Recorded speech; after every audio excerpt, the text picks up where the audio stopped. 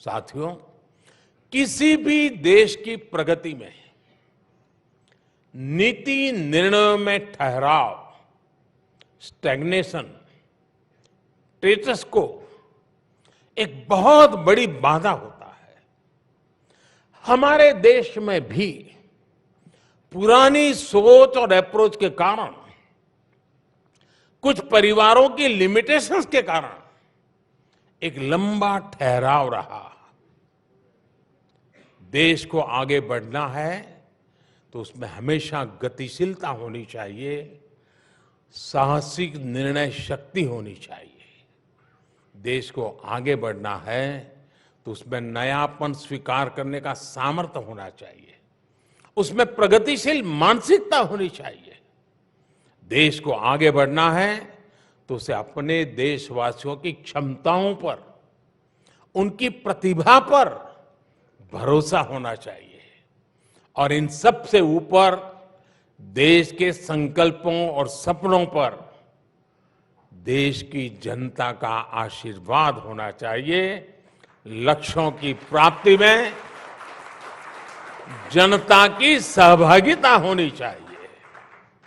सिर्फ सरकार और सत्ता के माध्यम से समस्याओं का समाधान खोजने का रास्ता बहुत ही लिमिटेड रिजल्ट देता है।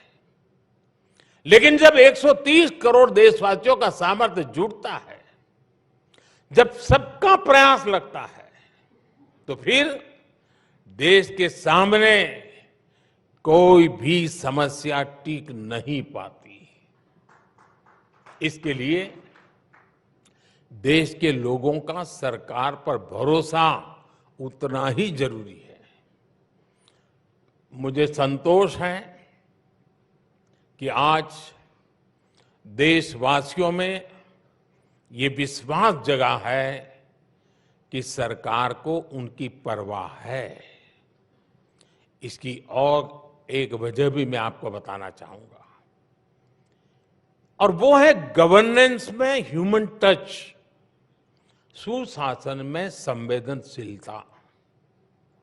हमने गवर्नेंस को ह्यूमन टच दिया है, तब जाकर के इतना बड़ा प्रभाव दिख रहा है।